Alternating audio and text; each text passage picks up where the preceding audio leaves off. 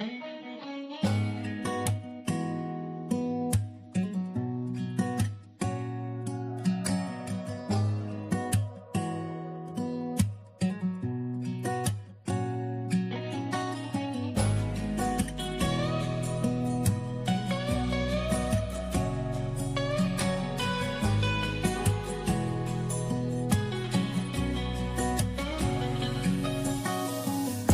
to be a good man, but life keeps beating me down. I never understood that you gotta learn to swim and you're gonna drown. People think I'm riding high, but I feel so low. I try to be a good man, but life keeps beating me down.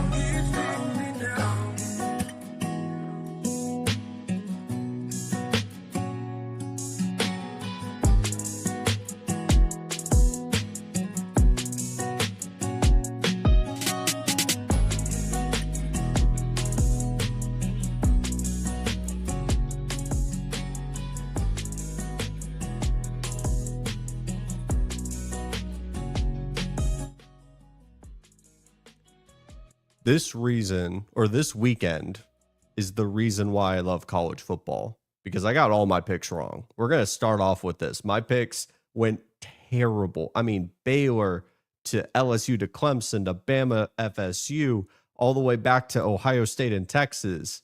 And we're going to talk about all three games here today. My name is Tegan Randolph. This is the Stadium Pulse, a college football show, only college football around here, powered by Kretschmann Media. I'm so happy that we're done with week one because, like I said, the predictions, this was bad. Like, I'm getting clowned in the group chats type of bad. This is, I'm just going to fade whatever Tegan does. I'm going to make some money off of it type of bad.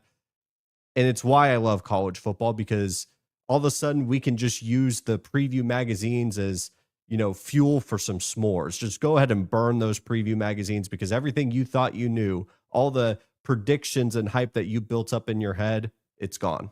It doesn't matter anymore. The number one team in the country, down. Ohio State dominates at home. Let's kick off with Arch Manning, the topic of the town. Everyone's going to talk about Arch Manning and how bad he was the first time in an actual national spotlight. Yeah, you have people who follow college football year round, or Texas fans that can hype up him playing Louisiana Monroe or Mississippi State, the bottom feeder of the SEC at this point. But this was the real test. You had an entire offseason of knowing Arch Manning is your starting quarterback. You build the offense around him, and you have to walk into the shoe and beat the defending national champions. And he goes 17 for 30, $170, 1 touchdown, 1 interception. Mind you, that 170, it wasn't anything real special to look at. If anything, it was putrid. It was bad. Going into the fourth quarter, he had 40 passing yards, and it took till the last couple of drives for him to actually get the ball moving downfield. Ohio State wins 14, I believe, 14-7. Am I remembering that correct? I might be correct on that one. Julian Sand goes 13 of 20, 126 passing yards, 1 touchdown, 0 picks. Just basically the perfect game manager that Ohio State needed for this game. Jeremiah Smith doesn't go any type of crazy. You have Carnell Tate getting an incredible touchdown pass from Julian Sand. That was a little bit underthrown. Arch Manning in Texas. And even Steve Sarkisian, come take a seat right here. What's your identity on offense? I think that's a fair question to ask about Texas. What is Texas's identity on the offensive side of the ball? Because we have the idea of what Steve Sarkisian could be because he produced Devonta Smith. Mac Jones looked incredible. He's supposed to be this offensive guru, but every single time Texas faces not even like an average opponent, just an above average opponent, their entire offensive system crumbles. They don't produce like this high-flying, high-powered machine. Last year, the way they won a lot of football games was this boa constrictor style of game where they could get to a 17-7 type of lead. 10 points is about what they have, which is just enough to hold a 2-possession lead, but it feels a little bit longer than that just because the defense is that good. You have that good of a defense to where any lead that you have basically feels like double of what it actually is. And then you run into what happened against Arizona State because that lead isn't as big as you think it is, and they can get back into the game. But what if the offense is not as good as you wanted it to be because you think you now have Arch Manning, an upgrade at the quarterback position from Quinn Ewers, but the defense is just what you expected it to be, but you can't produce points. Going into the shoe, they lost the time of possession battle, but they won the first down conversion, third down conversion, and the rushing yard battle. And they still lost 14-7. It's because I think Texas, when it does stall out, when you do run into 3 and outs, when the offense can't continue to move up and down the field, they don't have an identity to go back to. I talked about this last year when we were talking about Notre Dame and going against Ohio State. If there's one thing Notre Dame had for what got them to a national championship was, hey, Riley Leonard, we know his weaknesses. He's not going to be able to throw the football downfield. He's not going to be able to dot up a defense, but we're going to go back to rushing the ball. We know what our identity is, and it's going to be running the football and defense. Texas does not have something like that, or at least not up to this point. I give a lot of credit to Ohio State. I think we can easily say it's time to stop the narrative of, oh, is it Jeremiah Smith? Oh, is it Caleb Downs? Caleb Downs is the best player in college football. Point blank, period. The film represents that.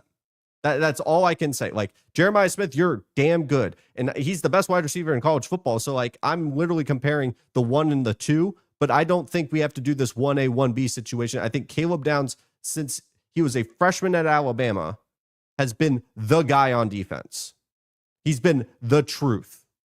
And then he goes to Ohio State. He's the truth again, and he keeps getting better because when he made the change, or when Ohio State made the change at defensive coordinator to Matt Patricia, he's going to hold a lot of weight and responsibility as the safety. He cannot let anything get past him, and zero explosives happen for the Texas offense. I think I'm going a little too light on Arch Manning when talking about this game. Arch couldn't even do the layups. That's the biggest red flag. Outside of the fact that I don't think Texas has an identity on the offensive side of the ball.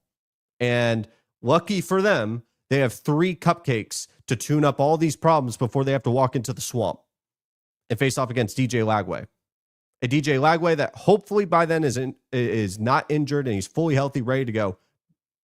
And then they have to play Oklahoma. Then they have to go to Georgia. Then they have to play Texas A&M at the end of the year, which Texas A&M looked pretty damn good this week. I believe the stat of the day to me is Texas A&M had 15 20-plus yard plays last season through 13 games. 15 of them. They had 8 in week 1. They're now a threat on the Texas schedule more than they were probably last year.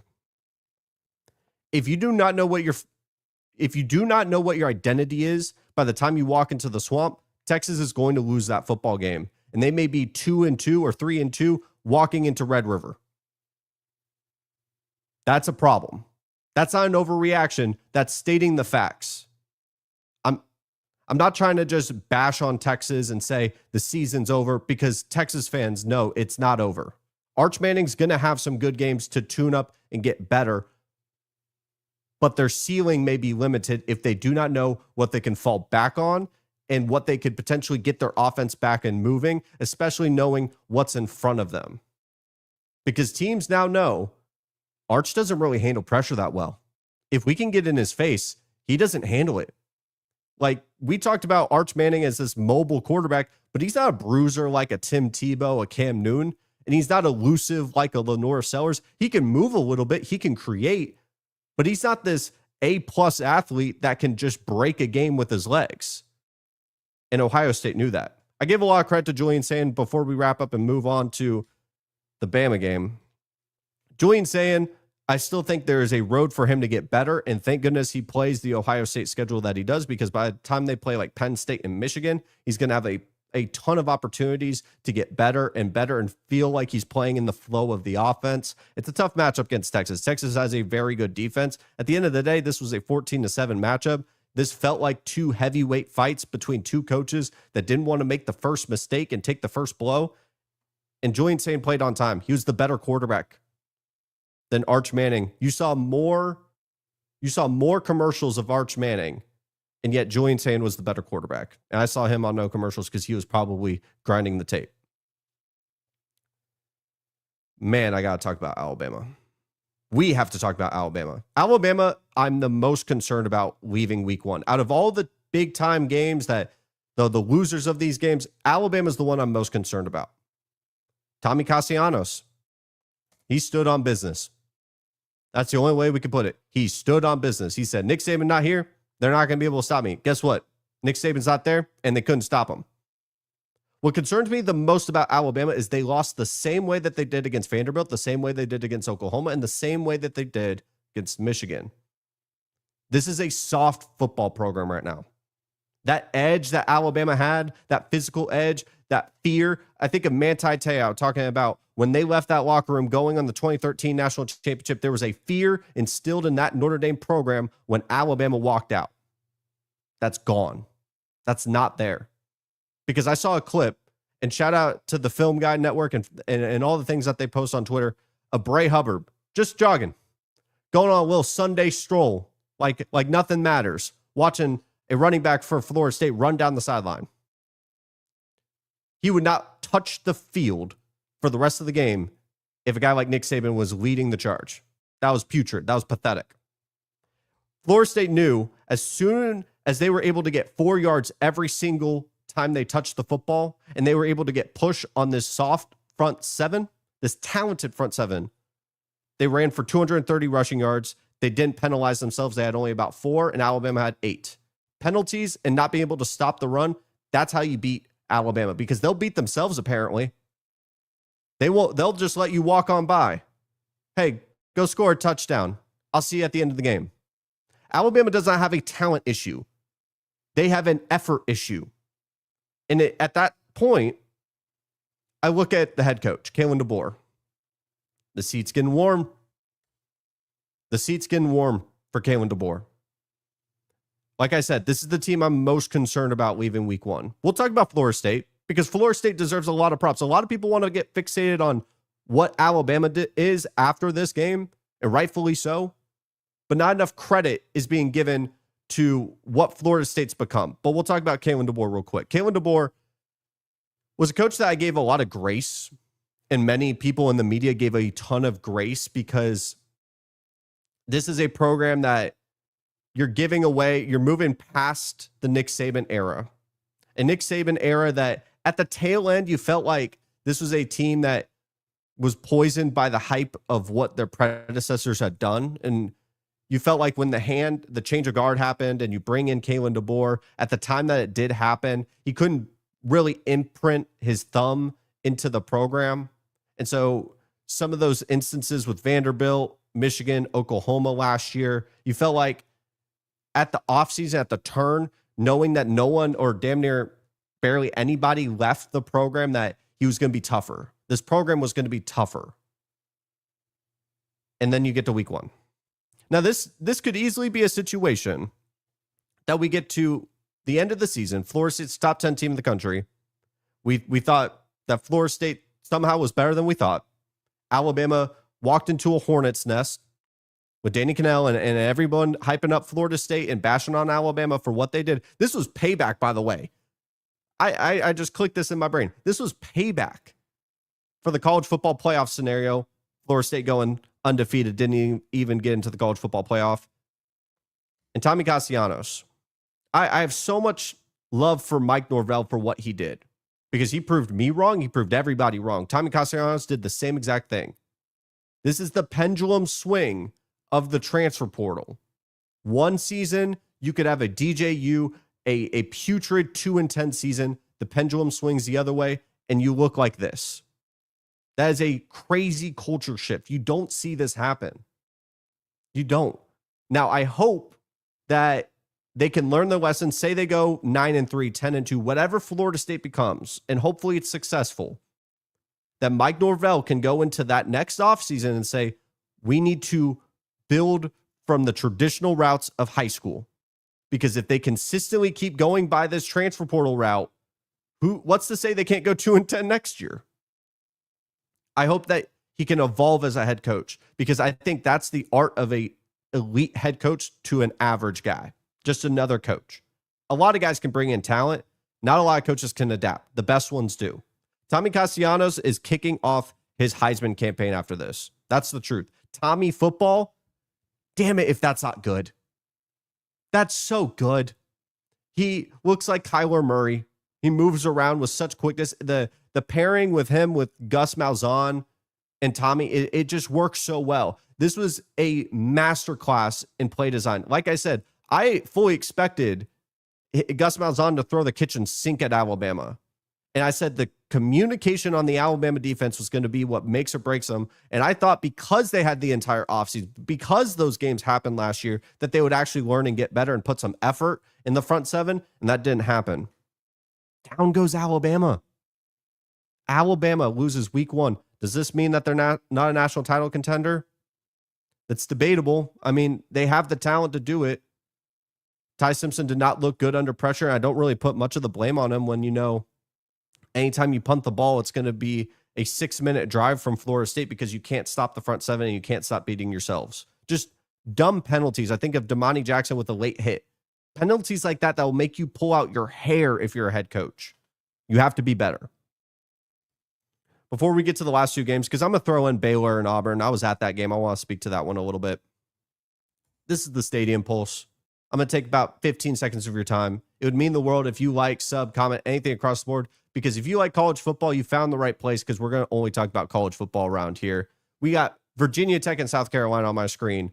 You know, this is just the start of the college football season, and this is all powered by Kretschmann Media. I also implore you, go check out the CEO Sports Show, the Mic Drop. We're building something great around here. It's all linked in the channel, the Stadium Pulse. So I recommend go checking everything else out because we've been pumping out content all leading up to the college football season.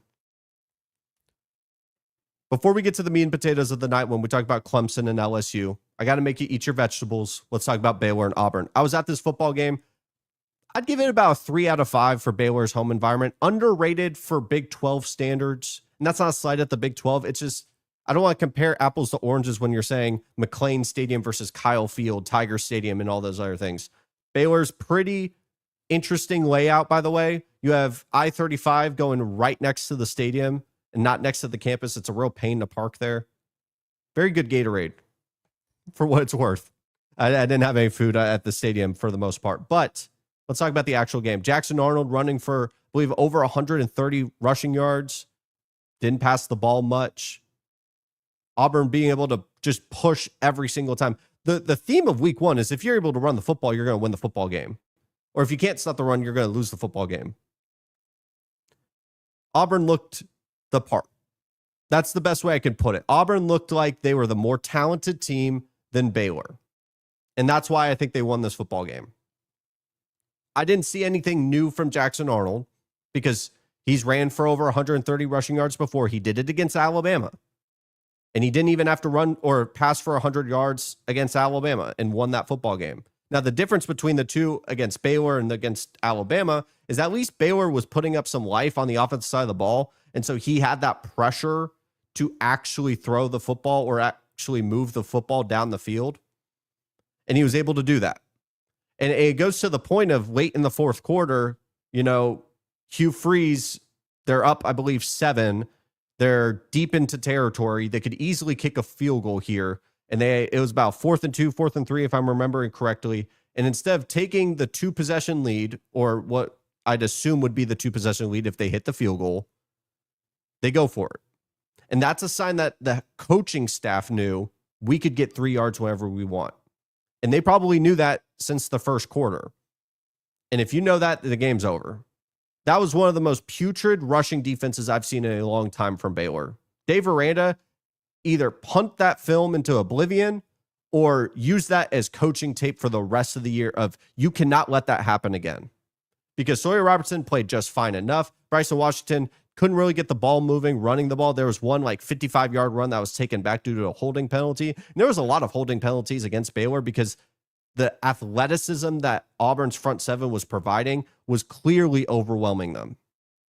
I give a lot of credit to Baylor for fighting in this game, but that kickoff return for a touchdown, Auburn just keeping enough of a lead.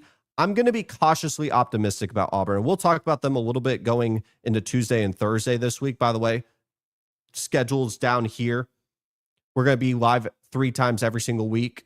Tuesday, we're going to do predictions for week 2, and then Thursday, We're going to talk about some storylines because week 2 is a little bit light and looking into the broader perspective of the season. But Auburn looking good.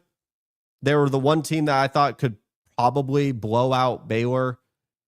They basically did that, won by multiple touchdowns. And Baylor playing SMU next week. That's a game that we're going to talk about. We're going to talk about Baylor's performance in a little bit more detail later this week, just because that matchup fascinates me for a lot of reasons. All right. Clemson needs to run the damn ball because Cade Klubnik's not going to be able to carry this offense. It's just not going to happen. And I have to give so much credit to LSU because a lot of people clown them for being so fixated on just going 1-0.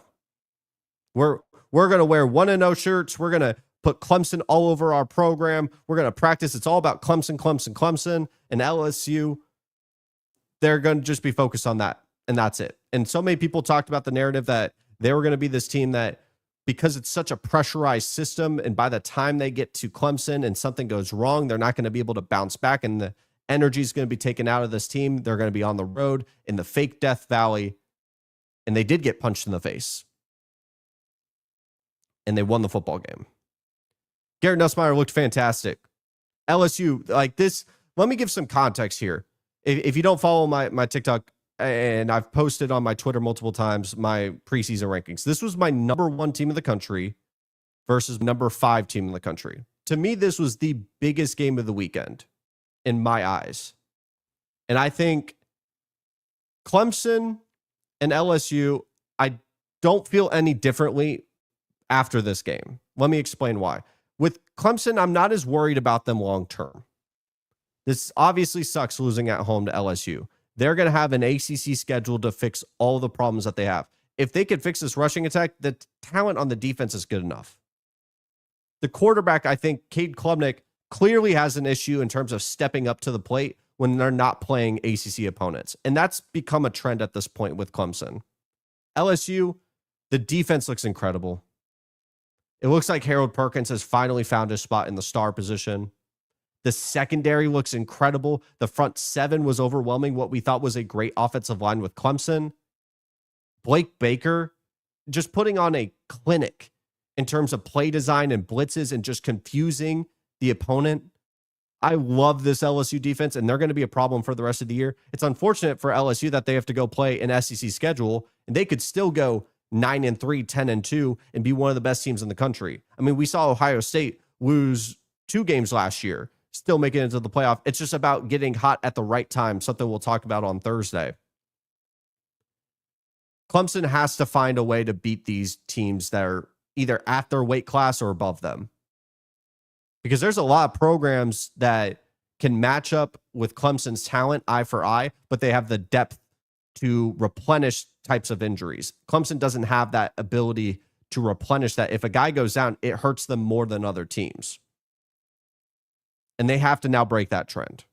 And I think what will help them is not rushing for 30 rushing yards. 30 for the entire game. When you have a mobile quarterback and 3 running backs that I think are very talented. And it's a credit to LSU's front 7 for causing the havoc that they did and being able to stop the run, and knowing that LSU had problems with mobile quarterbacks last year. It was noted time and time again on the broadcast.